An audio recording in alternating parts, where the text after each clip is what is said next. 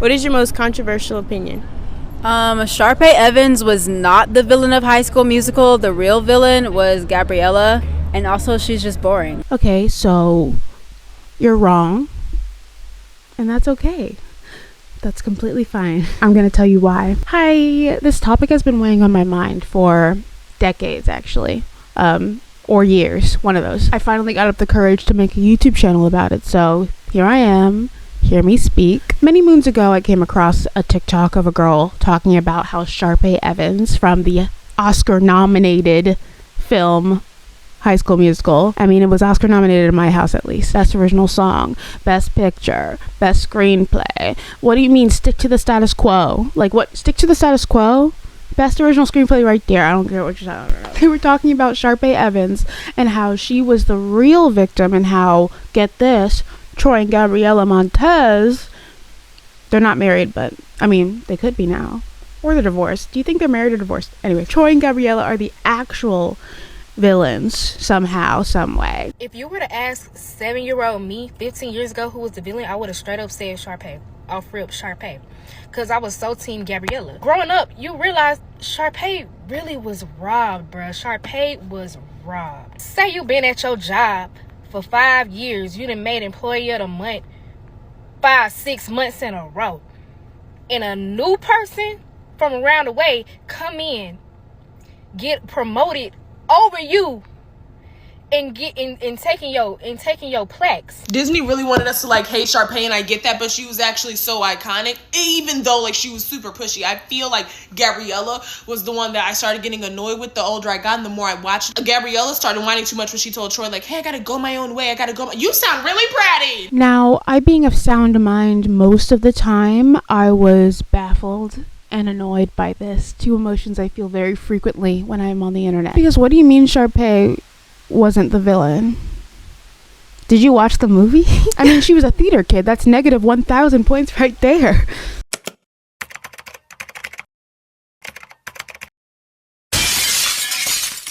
But seriously, let's just run down Sharpay's list of grievances, okay? Her list of sins.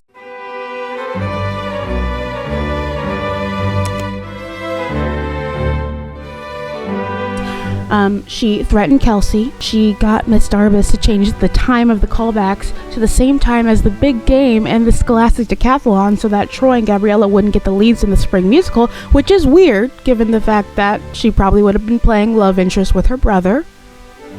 Let's just think about that for a second. She bossed her brother around, treating him like an extension of herself instead of his own person. What about our song? What about Humu Humu? Changing plans. What am I supposed to do with my Tiki Warrior outfit? Save it for Halloween. Go to a Luau, sell it online. I don't know. She tried to steal Gabriella's boyfriend multiple times, mainly by getting him a summer job at the country club she's a member at. But when that backfired and Troy got all his friends, including Gabriella, jobs too, she told their boss to treat them like shit and work them like dogs so that they quit. Then, when her plan blew up in her face, she played the victim until people took pity on her. She told Troy about Gabriella getting into the freshman honors program at Stanford that would make her miss the big show, knowing that Gabriella was on the fence about going in the first place, and that if Troy knew, he would push her to do it because he loves her and he wants the best for her. But Sharpay doesn't care about any of that. No, she just wants to sing a big love song with Troy. To what? Get him to kiss her? Even though there's no visible kiss scene. She was like, well, how do we practice the kissing scene? There is no visible kiss scene. We don't even see a kiss. I mean, I guess they didn't put that in the movie because like they wanted to build up to the kiss, but like, come on. She already had a big solo number anyways. Why did she need... She just wanted to steal Gabriella's boyfriend. And some people saw all that happen and still went, you know what? Troy and Gabriella shouldn't have tried out for the school play. That's Sharpay's territory. She's been doing this her whole life, and then they just walk up in there and audition out of nowhere, even though it's a fucking school play and they're not getting paid. Who gives a fuck? Do you hear yourself? Like, what are you talking about? Like, what are people talking about? What are people actually talking about? Literally, the whole point of the movie was to try new things and don't put yourself in a box and you can do whatever you want. But some people are out here being like, you know, they should have stayed in that box. They shouldn't have tried new things. New things are for losers. Stick to the stuff you know. You know, I actually got in an argument in the TikTok comment section, something I get up to a lot because I have a lot of free time. But I was like, she didn't do that out of the goodness of her heart. She did that so she could steal Gabriella's actual, literal boyfriend. And someone was like, well, Sharpay saw her first. What is this, the playground? Is Troy a fucking Barbie doll? Actually, he was. I had it. It's actually a lot creepier than I remember it being. Holy shit. Don't tell anyone I had that, actually. I used to kiss mine. This is too much information. But you know the real reason why they defend Sharpay? It's because she's cunt. It's because she's cunt. She slays. She eats. She's the moment. She's cunt. She's iconic. People like her. So they defend her and pretend like she was the victim all along instead of just admitting that they like the villain. Nobody ever wants to admit that they like a bad guy. It's like when your friend is dating a really shitty guy who is very obviously shitty. Very obviously shitty. Like the worst. And her delusional ass is just like, you know, he didn't mean to shoot me in the leg. He was trying to shoot the neighbor's dog because he hates how it barks all the time and I was just in the way. He's actually a really good guy. Like, no, he sucks. And you know he sucks. You just like that he sucks. And then you suck. Whore. Oh, this? I don't know how this got on. I don't know. I mean, I guess I could talk about Wicked. Like, I guess I could. This story is one of the many times fan fiction got a little bit too serious. And the whole point of this story is to tell you that what you knew about these witches in the original story was all wrong, actually. In The Wizard of Oz. It's propaganda. It was wrong. But here's the thing.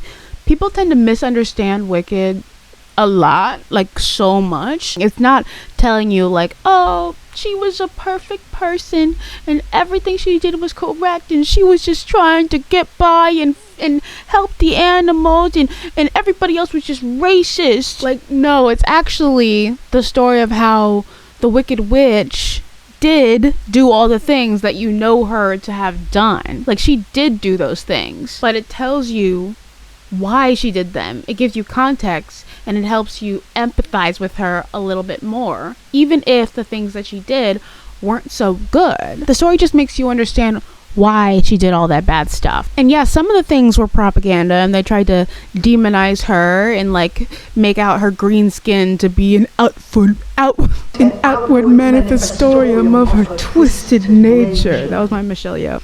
But in the end, The Wizard of Oz in the context of Wicked still happened. We still go, spoiler, we still go to The Wizard of Oz in Wicked Part 2. We're gonna see The Wizard of Oz and see that everything pretty much happened exactly as we remember them, but from a different perspective. And putting it in a different perspective doesn't make Elphaba any less the villain of The Wizard of Oz. She's still the villain, and we still love her for that. And I love Elphaba. I love Elphaba, and I love that we get to know her, but it doesn't make the things that she did good, even if she had a good reason. You can empathize with a villain and still know that they're the villain. To Dorothy, Elphaba is the villain. Dorothy is not all of a sudden the villain because we know that Elphaba has good intentions. She's still the villain of Dorothy's story. And that's okay. That is okay. We like the villain. Side note, I'm talking about Wicked as if it's canon to The Wizard of Oz, even though it's not. I feel like people talk about Wicked as if it's canon, but it's not. It's fan fiction. It's pure fan fiction. But it's fun. It's fun. It's just fun. People keep being like, if she loved Fiyero, spoiler alert, spoiler alert, spoiler alert, spoiler alert. If she loved Fiyero, why does she set him on fire in The Wizard of Oz? It's because it's not canon, and L. Frank Baum and whoever directed The Wizard of Oz, I'm forgetting his name. I know his name, I'm forgetting. Because because that's not what they were doing. Wicked is a different thing. It's a whole other thing. Back to normal. I do want to talk about How I Met Your Mother, as that is my favorite show. Barney Stinson is a bad person. I feel like I need people to hear that from me. Barney Stinson is a bad person. If you don't know, on the show, he's a bit of a womanizer. More than a bit, actually. He's actually a sociopath. Barney is not the villain of the show. He's just a bad person. And I feel like a lot of people forget that he's a bad person because they like him so much. But Barney is morally the worst character on the show. I have to say morally because he is my favorite character too. I'm not immune to his charms. Neil Patrick Harris put everything he had into that character. It's gonna be legend. Wait for it. And I hope you're not lactose intolerant, because the second half of that word is dairy. Anytime a bachelorette party drives through the city in a limo, sticking their heads out the sunroof shouting, "What's up, New York?"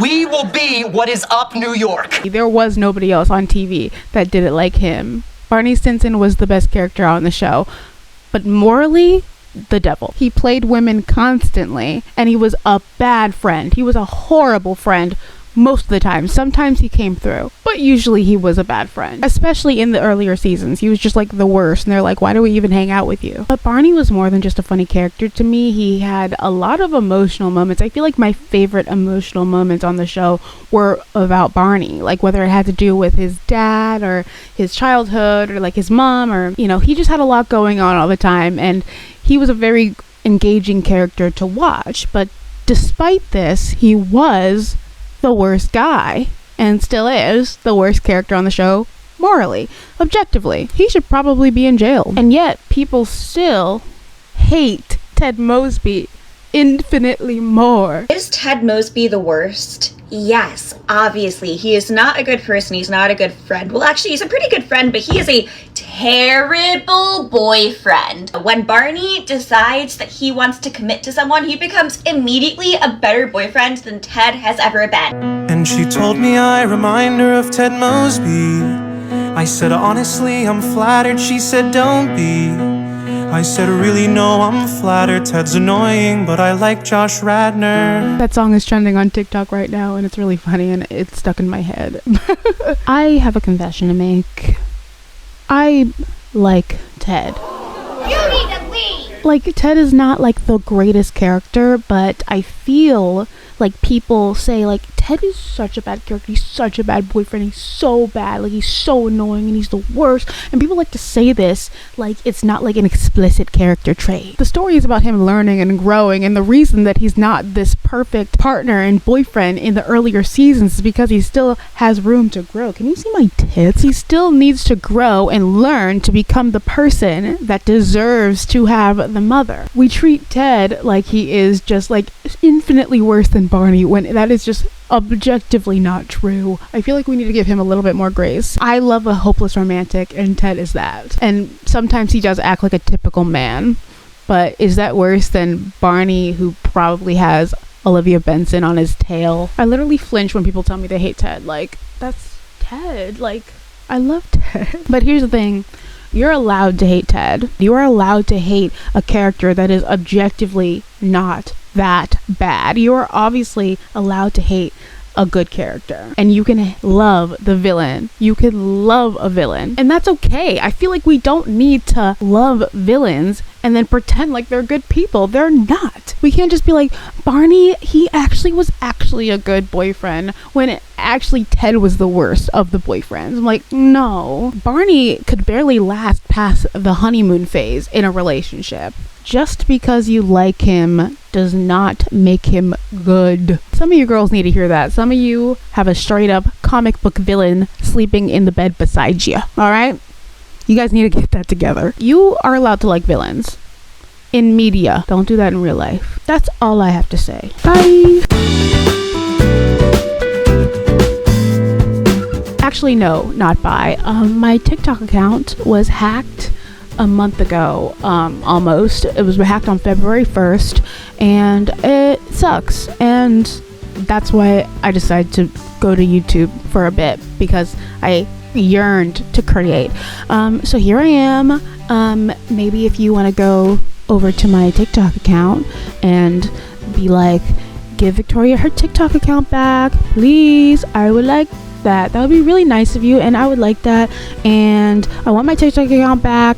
I love my TikTok account. I lost my streak with my friend, and it makes me sad. We had a very long streak. TikTok support sucks, bro. It sucks bad. I've never had such bad support in my whole life, not even from abroad or my father. Shouldn't say that in the same sentence. Anyways, bye.